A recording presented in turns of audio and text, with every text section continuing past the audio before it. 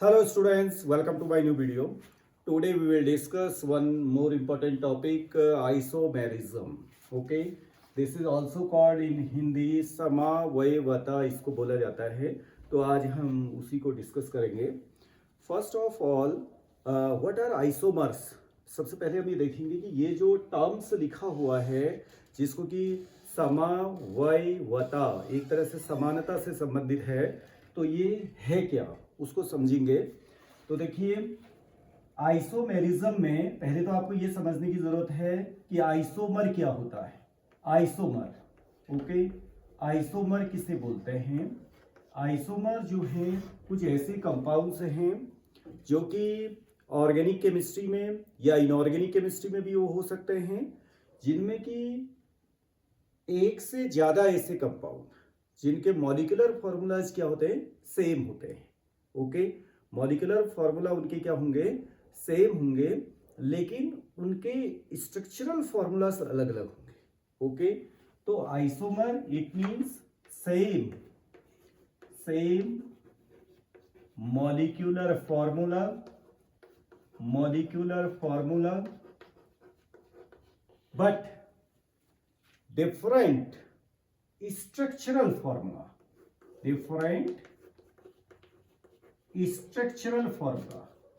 Okay, उनके structural formulas क्या होंगे, आपके अलग अलग होंगे. इन्हीं को हम क्या बोलते हैं, आइसोमर बोलते हैं. ओके, सपोज लेट एग्जाम्पल के लिए एक मॉलिक्यूलर फॉर्मूला मैं यहां पे लिख रहा हूं, देखिएगा C4H10. ओके, एक ऑर्गेनिक कंपाउंड है जिसमें कि कार्बन और हाइड्रोजन एलिमेंट हैं, 4 कार्बन हैं और 10 हाइड्रोजन है. अब 4 कार्बन और 10 हाइड्रोजन को आप इस तरीके से अरेंज करिए कि उसमें एक से ज्यादा कंपाउंड बन जाए. आप ऐसे उसके स्ट्रक्चर बनाइए.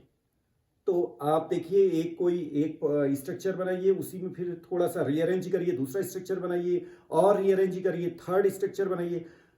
आप जितने चाहे उतने स्ट्रक्चर इसके बनाइए, लेकिन कुछ स्ट्रक्चर क्या होने लगेंगे बाद में, सेम जैसे आपको लगेंगे. तो वो तो जो सेम होंगे वो आपके न तो प्रॉपर्टी में अलग होंगे, न उनके मेल्टिंग पॉइंट अलग होंगे, न उनके बॉइलिंग पॉइंट अलग होंगे, न उनकी डेंसिटी अलग होगी. वो तो एक तरह से सेम ही कंपाउंड माने जाते हैं. अभी देखेंगे कैसे. इसके आप देखिए C4H10 एक मॉलिक्यूलर फॉर्मूला दिया है. अब आप कैसे इसको अलग अलग तरीके से इसको बना सकते हैं, कैसे इसके अलग अलग फॉर्म बनाए जा सकते हैं. एक तो हम बताएंगे आपको कि सिंपल वे में देखिए, carbon carbon carbon carbon, there are 4 carbon atoms in this molecular formula. Okay, now 10 hydrogen atoms attached with these 4. तो कैसे 1 2 3 कार्बन टेट्रावेलेंट है. तो आपने एक हाइड्रोजन ये ले लिया, हाइड्रोजन इस तरह से ले लिया, हाइड्रोजन और यहां पे आपका आ गया हाइड्रोजन. कभी भी याद रखिएगा, कार्बन से 1 2 3 4 4 सिंगल बॉन्ड से ज्यादा आप नहीं लगा सकते. ठीक है ना. ओके, मतलब 4 बॉन्ड होने चाहिए. दो डबल बॉन्ड लगे हुए तो भी सही है. 4 लाइनें, इससे ज्यादा नहीं होना चाहिए कार्बन में, क्योंकि कार्बन टेट्रावेलेंट है. कार्बन के एक तरह से ये समझ लीजिए कि आउटर मोस्ट में केवल 4 ही के हैं टोटल ऑर्बिटल है. टोटल 4 ऑर्बिटल है, एक एस ऑर्बिटल है और 3 पी ऑर्बिटल है. और टोटल 4 अगर आपके ऑर्बिटल्स हैं तो इट मीन्स आपका क्या हो सकता है, केवल 8 ही इलेक्ट्रॉन उसमें हो सकते हैं. आउटर मोस्ट की मैं बात कर रहा हूं. ओके, तो फिलहाल तो एक हमने बना दिया, C4H10 से एक ऐसा स्ट्रक्चर बन गया. अब आप क्या करिए, इसको ऐसे रीअरेंज करिए कि आपने कहा कि मैं जैसे मैं यहां पे खड़ा हूं तो हूं मैं यही, लेकिन मैं यहां आ गया अब. ठीक है ना, मैं यहीं पे हूं, इसी लोकेशन में हूं. तो मैं, लेकिन मेरी पोजीशन जो है बदल गई एक तरह से. तो ये भी एक तरह का क्या है, आइसोमर है. मैं यहां पे आ गया तो ये भी एक तरह का आइसोमर है. ठीक है ना, मैं यहां पे आ गया तो ये भी एक तरह का आइसोमर है. तो इसी तरह से यहां भी आपको बनाने हैं. तो हम क्या करते हैं, देखिए, हम इस जो यहां पे एक टर्मिनल में जैसे ये CH3 लगा हुआ है, ये है आपका, इसको हम यहां से पिक करते हैं. ओके, यहां से उठा करके क्या कर लेते हैं, यहां से देखिए, यहां से अगर आपने इसको पिक किया और एक हाइड्रोजन को यहां से हटा देते हैं, हाइड्रोजन को इसकी जगह लगा देते हैं, इसको यहां लगा देते हैं, तो आपने इसको रीअरेंज कर दिया। ओके, सपोज दैट कि कोई स्टूडेंट वहां पर है, वो मेरी जगह आ गया, मैं स्टूडेंट की जगह चला गया, तो ये एक तरह का क्या है, आइसोमर है। और इस पूरी फिनोमिना को क्या बोलते हैं हम, इस पूरी प्रक्रिया को हम क्या बोलते हैं, आइसोमेरिज्म बोलते हैं।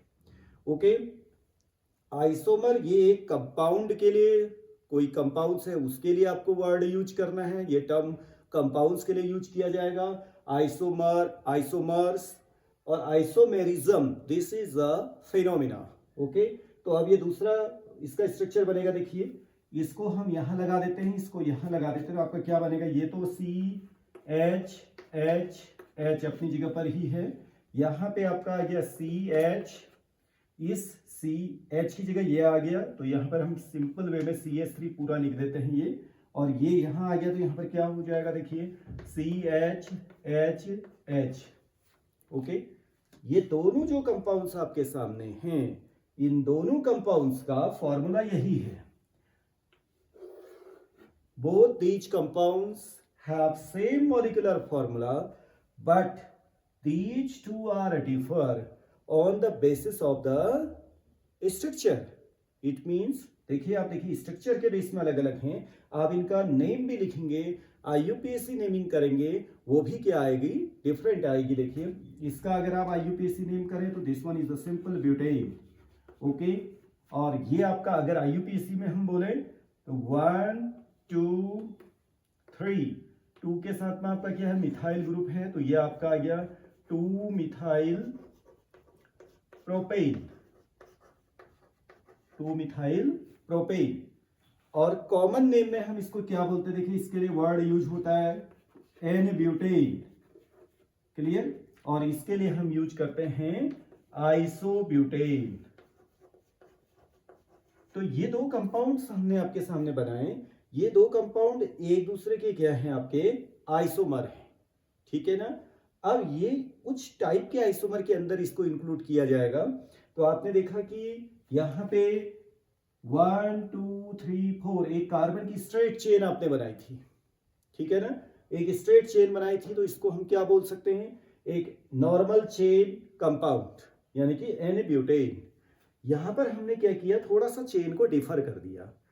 कार्बन की चेन कितनी है, 1 2 3, 3 कार्बन की चेन है, और एक कार्बन को हमने क्या लगा दिया, एज ए सब्स्टिट्यूएंट यहां पे लगा दिया।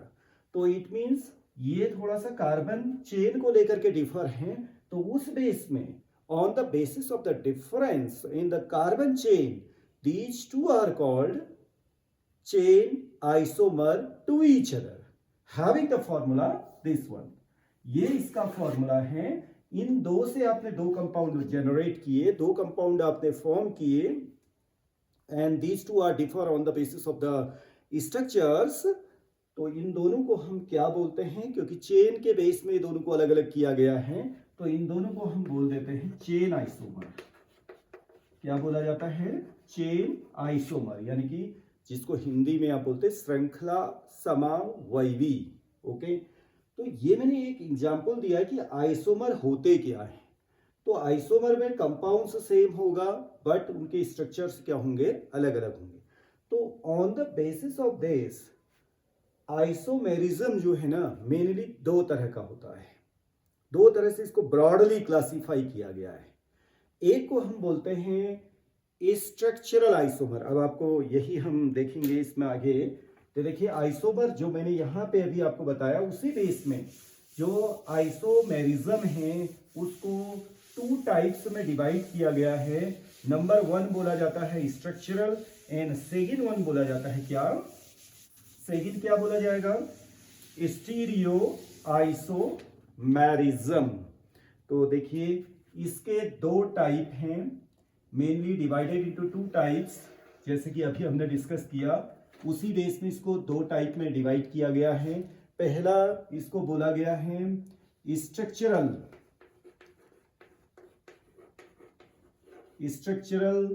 आइसोमेरिज्म। ओके, एंड सेकंड जो है उसको हम लिखते हैं स्टीरियो आइसोमेरिज्म। ओके, ये दो तरह के आइसोमर जो हैं हमारे होते हैं, मेनली दो टाइप में इसको डिवाइड किया गया है। अब जो आपका स्ट्रक्चरल है ना, इसको फर्दर आप पहले तो आप देखिए कि स्ट्रक्चरल हम किसको बोलते हैं। देखिए स्ट्रक्चरल में मेनली हम क्या करते हैं, 2 डायमेंशनल ही जो है कंपाउंड्स को कंसीडर करते हैं। उसमें 3 डायमेंशनली हम नहीं देखते। अगर 3 डायमेंशनली अगर आप देख रहे हैं तो उसमें स्टीरियो आइसोमेरिज्म के अंतर्गत आपको लेना है। एक्चुअल में यहाँ पे स्ट्रक्चर में आपको क्या मिलेगा, जैसे अभी पोजीशन अलग अलग हो गई, फंक्शनल ग्रुप अलग अलग हो गया, वो यहाँ आएगा आपका, क्योंकि हम उसमें 3 डायमेंशनल जियोमेट्री उसकी नहीं देखेंगे, उसकी स्टीरियो केमिस्ट्री को डिस्कस नहीं करेंगे। स्टीरियो केमिस्ट्री अगर डिस्कस करनी है तो वो कहाँ पर आ जाएगा हमारा, मेनली स्टीरियो आइसोमेरिज्म के अंदर आएगा। ओके, तो इसमें जो मेनली जो इसके टाइप्स हैं, देखिए स्ट्रक्चरल के अंदर कुछ टाइप है, जैसा कि अभी हमने डिस्कस किया था चेन आइसोमर, उसी तरह से बाकी और भी हैं। इसमें देखिएगा कैसे, नंबर 1 फर्स्ट है अलग अलग कैसे कैसे इसको डिवाइड किया गया। देखिए नंबर 1 तो आप देखिएगा ये 2 डायमेंशनली आप देखिएगा, और इसको आप देखिएगा 3 डायमेंशनली। ओके, सबसे फर्स्ट है जो अभी हमने डिस्कस किया, उसको क्या बोला था हमने, चेन आइसोमेरिज्म। ओके, तो इसमें क्या होगा, ऐसे कंपाउंड्स होंगे जिनमें मॉलिक्यूलर फॉर्मूला सेम होगा but they are differ on the basis of the carbon chain. It means compounds having the same molecular formula but differ on the basis of the carbon chain। ठीक है ना, बाकी चीज नहीं देखोगे, functional group same होगा, ठीक है ना, उसके अलावा जो डबल बॉन्ड होगा वो भी वहीं पर होगा, लेकिन कार्बन की चेन डिफर हो जाएगी, बस उस बेस में आपको ये बनाना है। दूसरा इसमें लिख देते हैं हम क्या, position isomer, position isomerism. Now what is this position? As the name stated, position माने स्थान। It means आपने क्या करना ना, पोजीशन बदल देनी है। जैसे मैं यहाँ पे हूँ, मैं यहाँ आ गया, ठीक है, मैं यहाँ पे हूँ, थोड़ा सा डिफरेंट पोजीशन पे आ गया।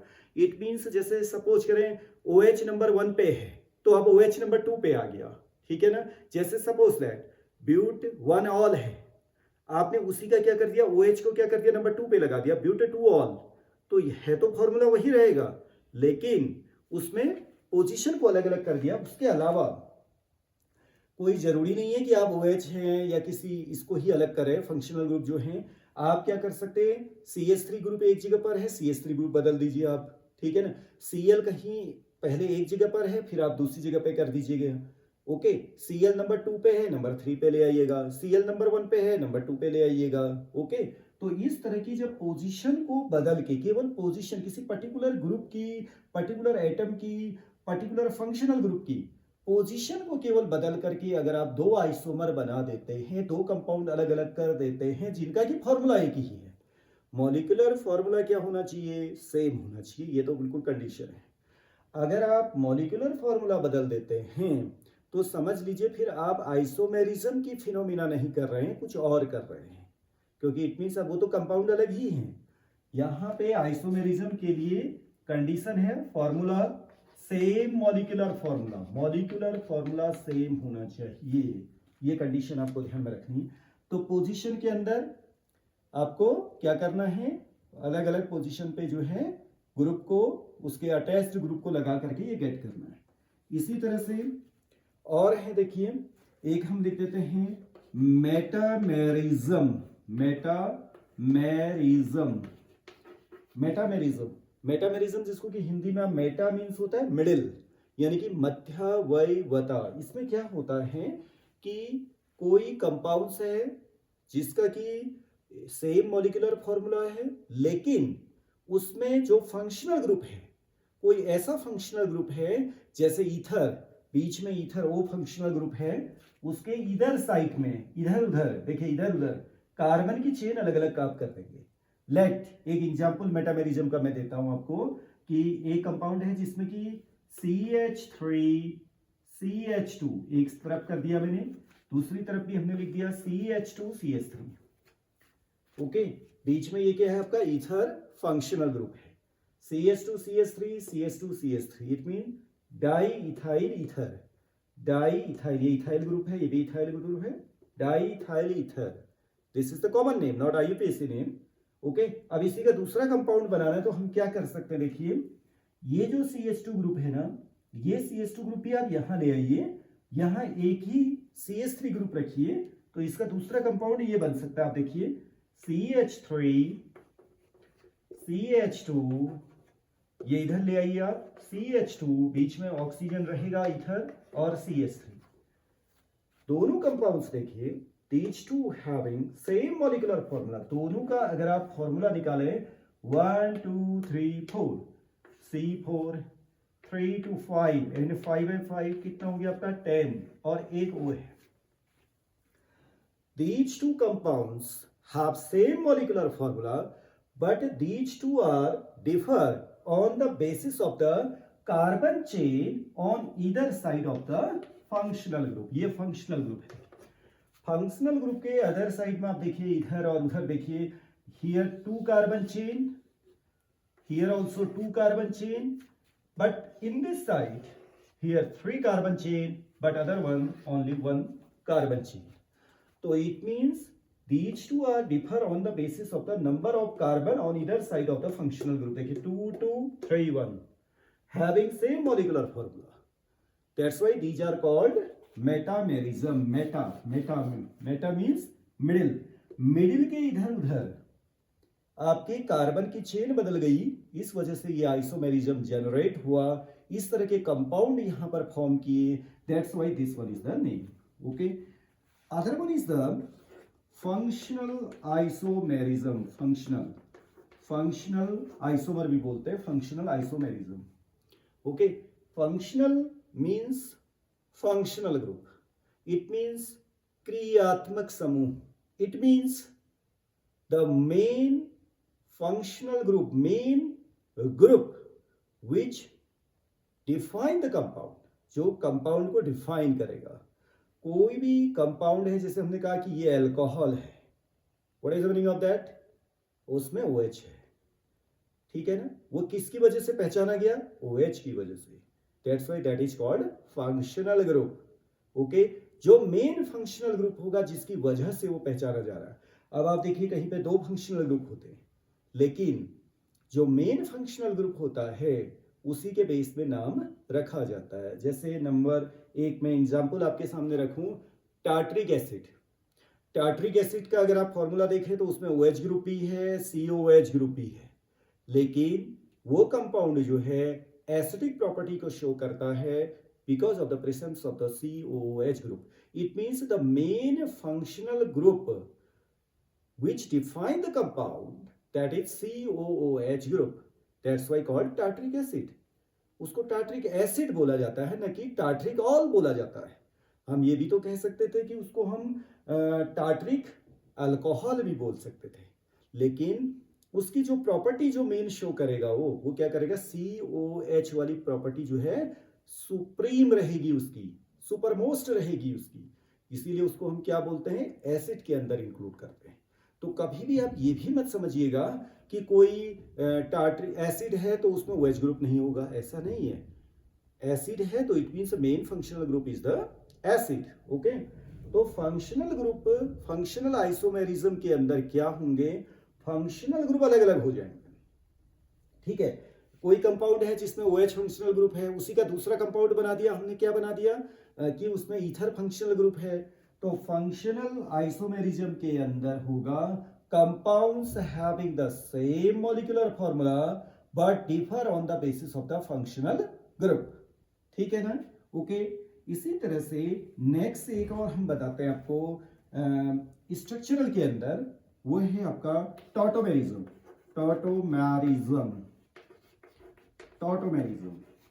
ओके, अब टॉटोमेरिज्म में क्या होता है, देखिए एस मीन्स टॉटो मीन्स होता है एक तरह से मोबाइल नेचर होगा इसमें। मोबाइल नेचर मीन्स ये होगा कि इसमें बॉन्ड और एटम एक जगह से दूसरी जगह क्या होते हैं, शिफ्ट होते हैं। जैसे कोई कंपाउंड्स है, लेट एक एग्जांपल इसका मैं दे देता हूं आपको टॉटोमेरिज्म का, ध्यान से देखिए। टॉटोमेरिज्म में मैंने एक एग्जांपल आपके सामने रखना है। देखिए क्या, एक कंपाउंड हमने लिया, this one is the cyclohexane. यहां पे हम क्या कर लेते हैं ना, एक हम लगा देते हैं OH, ओके, और यहां ये डबल बॉन्ड भी लगा दिया। चलिए पूरा ही बना देते हैं इसको, हम फिनॉल में कन्वर्ट कर दिया, ये है फिनॉल।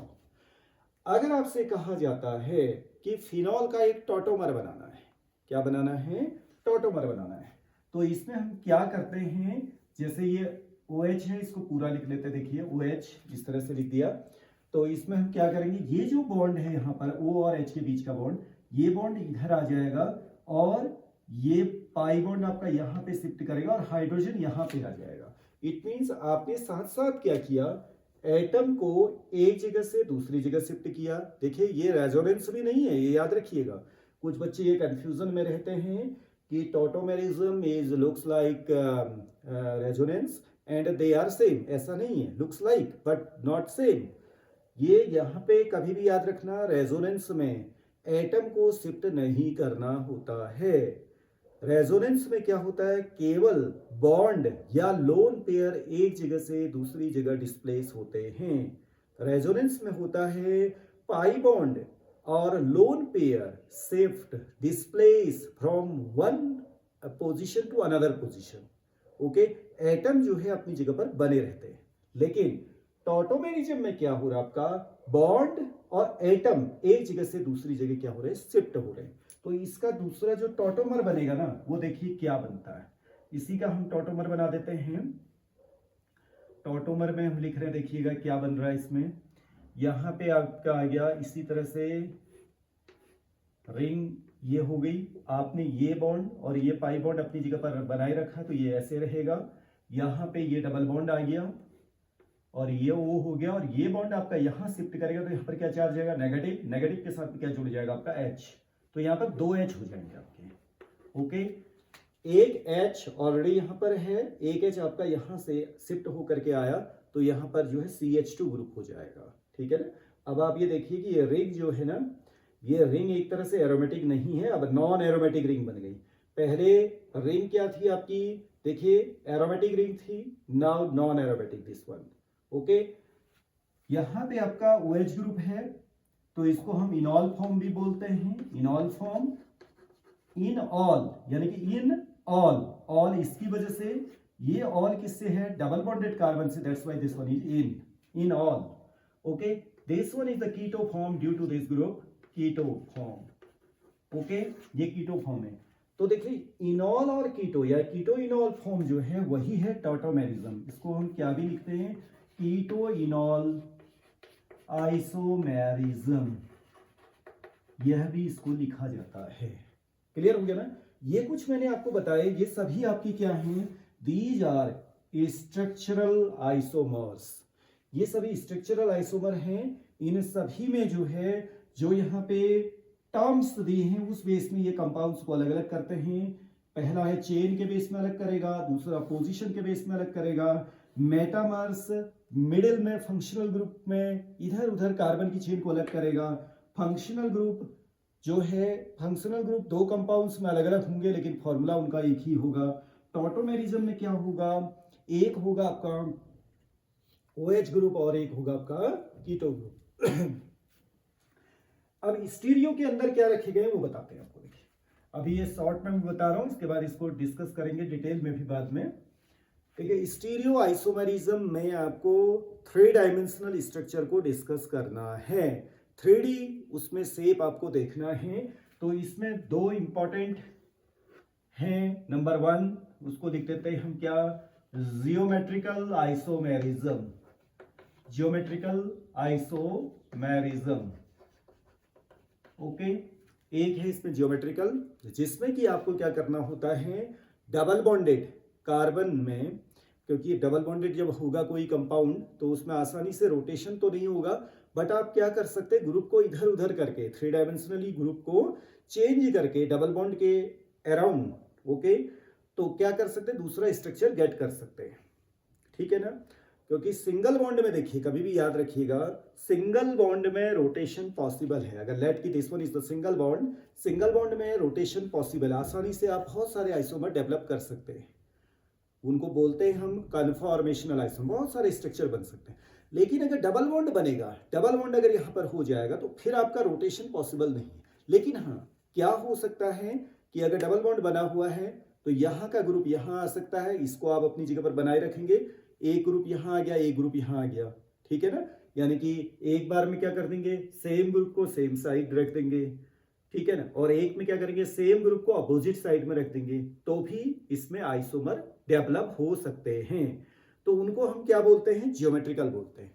और इसमें क्योंकि सेम ग्रुप सेम साइड है और सेम ग्रुप अपोजिट साइड है, तो उस बेस में इसको जो है क्या भी बोला जाता है, सिस ट्रांस आइसोमर भी बोला जाता है, सिस ट्रांस आइसोमर। इसके अलावा एक नाम और है, सेम ग्रुप सेम साइड और अपोजिट ग्रुप, जैसे सेम ग्रुप अपोजिट साइड में, एक तो ये होता है। इसके अलावा आप देखेंगे कि जहाँ कहीं पे लिखा होता है इसको सिन एंड एंटी, वो भी कहीं कहीं पे मिलेगा आपको, सिन एंड एंटी। फिलहाल आप सिस ट्रांस से इसको याद रखिएगा, syn and anti, it means same group same side और एंटी अपोजिट साइड।